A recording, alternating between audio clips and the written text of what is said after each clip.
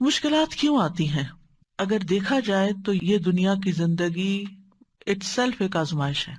اللہ تعالیٰ فرماتے ہیں ام حسبتم ان تدخلوا الجنۃ ولما یعلم اللہ الذین جاہدوا منکم ویعلم الصابرین. کیا تم سمجھتے ہو کہ تم یوں ہی جنت میں داخل ہو جاؤ گے، یعنی بغیر کسی مشکل سے گزرے ایسے ہی جنت میں چلے جاؤ گے، حالانکہ ابھی تو اللہ نے تم میں سے ان لوگوں کو جانا ہی نہیں جنہوں نے جہاد کیا، اور نہ ان کو جو صبر کرنے والے ہیں. یعنی اللہ کی راہ میں جد و جہد کرنے والے اور صبر کرنے والے ابھی اللہ نے ان کو جانچا پرکھا نہیں، یعنی ان کی آزمائش ہونی ہے، ابھی ان کی پرکھ ہونی ہے کہ کون مشکل آنے پر اللہ کے راستے میں جد و جہد کو جاری رکھتا ہے اور کون اس مشکل پر صبر کرتا ہے. یعنی مشکل ہماری سچائی کو پرکھنے کے لیے آتی ہے کہ ہم کسی کاز میں کتنے سچے ہیں. اور ویسے بھی اس زندگی میں امتحانوں کا آنا لازمی ہے.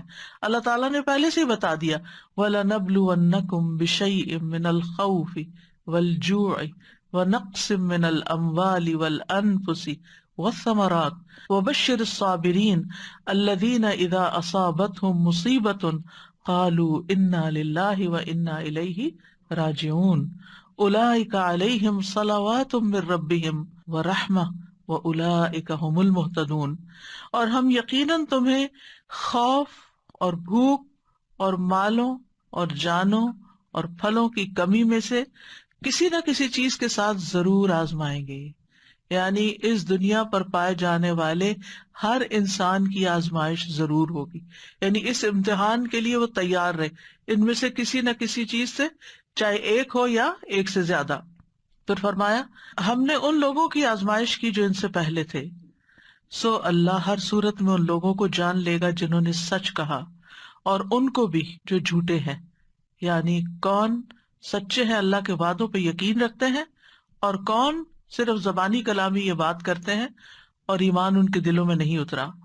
یعنی اللہ سبحانہ وتعالیٰ آزمائیں گے، اور صبر کرنے والوں کو خوشخبری دے دیجئے. وہ لوگ جب انہیں کوئی مصیبت آتی ہے تو وہ کہتے ہیں بے شک ہم اللہ کے لیے اور بے شک ہم اسی کی طرف لوٹ کے جانے والے ہیں. یہ وہ لوگ ہیں جن پر ان کے رب کی طرف سے کئی مہربانیاں ہیں اور بڑی رحمت ہے، اور یہی لوگ ہدایت پانے والے. تو اس سے پتہ یہ چلتا ہے کہ انسان کو جب کوئی مصیبت آتی ہے تو پھر انسان کے دو رویے ہوتے ہیں. ایک یہ کہ اللہ تعالیٰ سے دور ہو جائے، اللہ تعالیٰ سے ناراض ہو جائے، اور ایک رویہ یہ ہے کہ انسان اللہ ہی کی طرف پلٹے اور اللہ سبحانہ تعالیٰ سے مدد مانگے. اور مدد مانگنے والوں کے لیے اللہ تعالیٰ کی مدد آ جاتی ہے، ان پر ان کے رب کی طرف سے صلوات یعنی مہربانیاں نازل ہوتی ہیں اور رحمت نازل ہوتی ہے. یعنی طرح طرح کے وینیوز کھلتے ہیں ان کے لیے خیر اور بھلائی کے. یعنی ایک مشکل ضرور آتی ہے لیکن ان مع العسر یسرا، اس مشکل کے ساتھ آسانی بھی ہوتی ہے، اور وہ آسانیاں انسان کو بعض اوقات نظر نہیں آتی، محسوس نہیں ہوتی.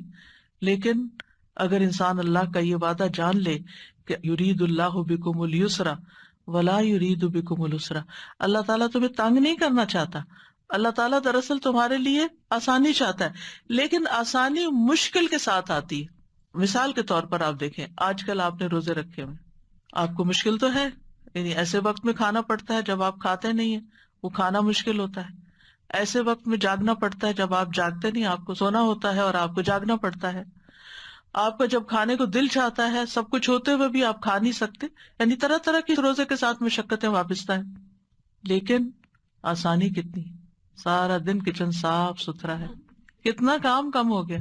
حیران ہوتی ہوں کہ کتنا ٹائم بچ گیا، کتنی ایفرٹ بچ گئی. اور اس کے ساتھ انسان کا اپنا وجود جو ہلکا پھلکا ہے، جب اس کو فکر ہی نہیں، نہ کھانے کی فکر ہے نہ پینے کی فکر ہے، جب دھیان ہی ہٹا ہوا ہے اس طرف سے، تو پھر اس کی توجہ، اس کا فوکس کسی اور چیز کی طرف.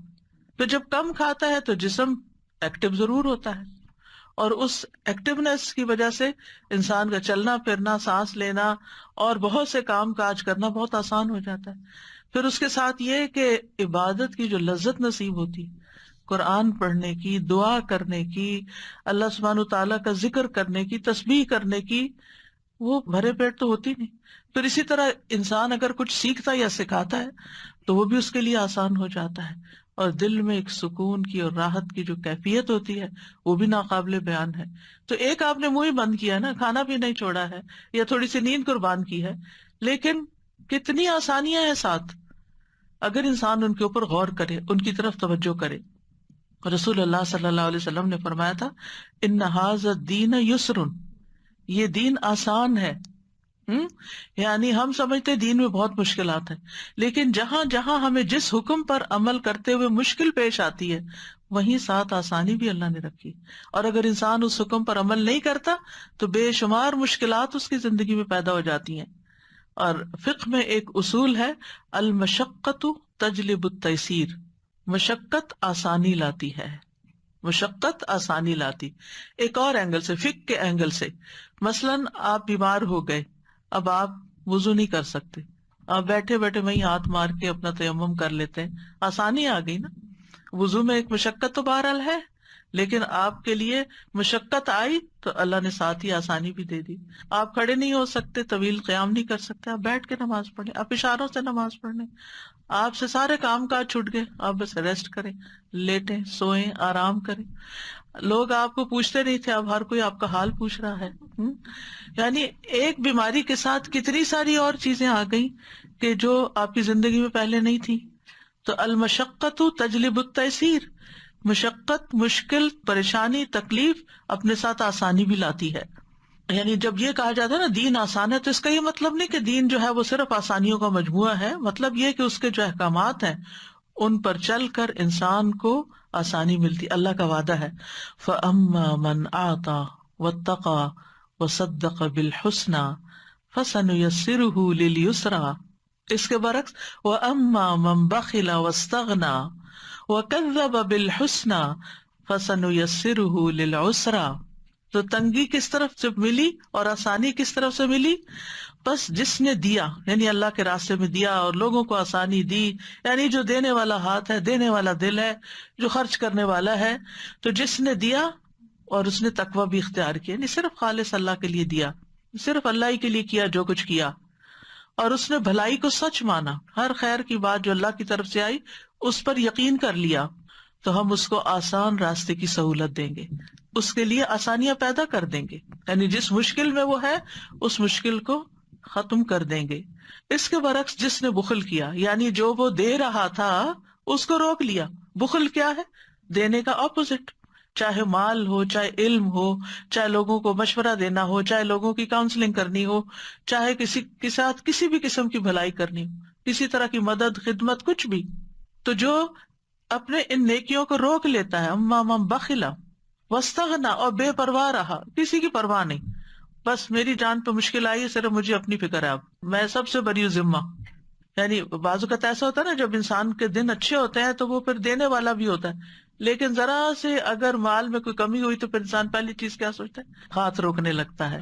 اور بعض اوقات اتنا ہاتھ روک لیتا ہے کہ اپنے سے بھی روک لیتا ہے، اپنے اوپر بھی خرچ نہیں کرتا، اور بے پرواہ رہا. یعنی کیفیت اس کی ایسی ہوئی کہ اس کو نہ دین کی پرواہ، نہ دنیا کی، نہ آخرت کی، اور بھلائی کو جھٹلا دیا.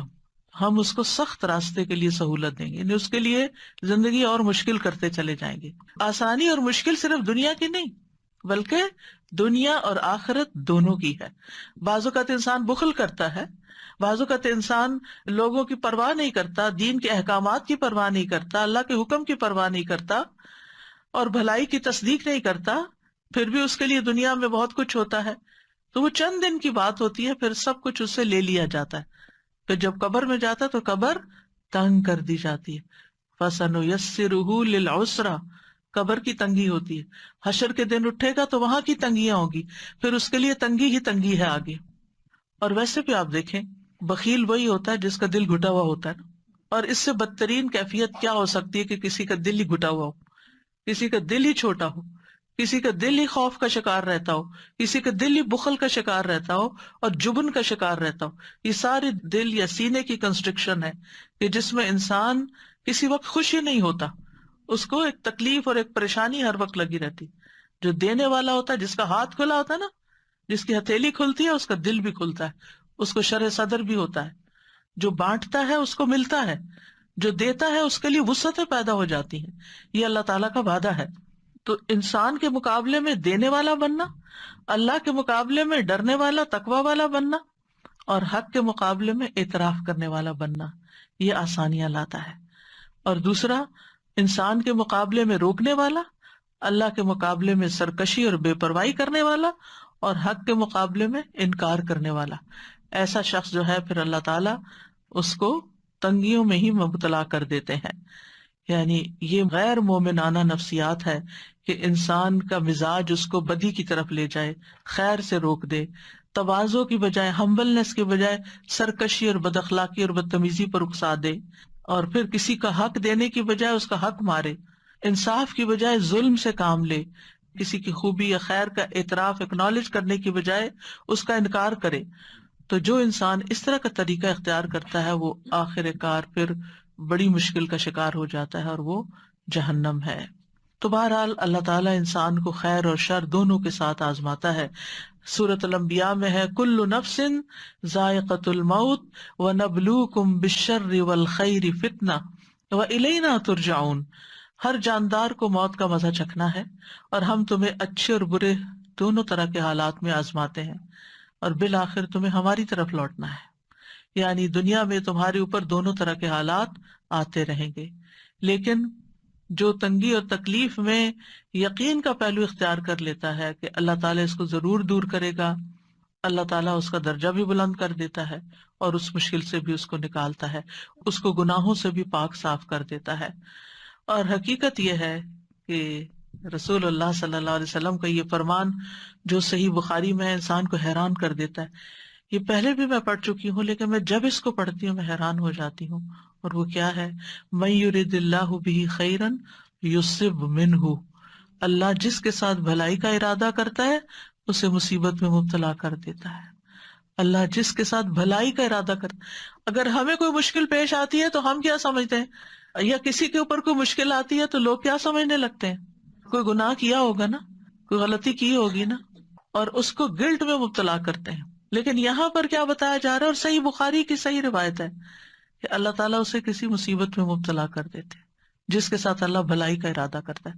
تو اگر ہماری زندگی میں کوئی چھوٹی مصیبت ہے یا کوئی بڑی مصیبت ہے تو آپ سمجھے کہ اللہ سبحانہ وتعالیٰ ہمیں اپنے لیے اور خالص کرنا چاہتا ہے، اور مہذب بنانا چاہتا ہے، اور سنوارنا چاہتا ہے، جنت کے قابل بنانا چاہتا ہے، کیونکہ جنت میں غیر مہذب لوگ نہیں ہوں گے، وہ نہیں ہوں گے جن سے اللہ ناراض ہے یا جن سے اللہ خوش نہیں۔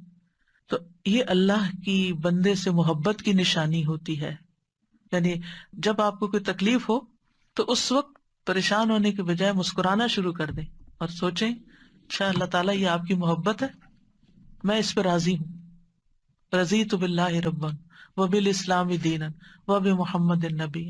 لیکن ہمیں ہمارے دین کے معاملے میں کسی آزمائش میں نہ ڈالنا۔ حضرت انس کہتے ہیں نبی صلی اللہ علیہ وسلم نے فرمایا زیادہ ثواب بڑی آزمائش کے ساتھ ہوتا ہے، زیادہ ثواب بڑی آزمائش کے ساتھ۔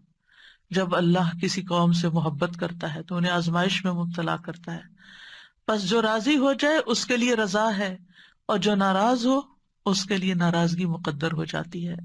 انبیاء تمام مخلوق سے زیادہ اللہ کے قریب ہوتے ہیں، اللہ کے پیارے ہوتے ہیں، وہ اللہ کے دین کی خاطر مشکلات اٹھاتے ہیں، جانی مالی اولاد کی طرف سے، قوم کی طرف سے، اپنے پیاروں کی ہر طرف سے، لیکن ان کی زندگی میں جو تکلیف اور آزمائش آتی ہے وہ اللہ کی ناراضگی کی وجہ سے نہیں ہوتی، ان کے درجات کی بلندی کی وجہ سے ہوتی ہے۔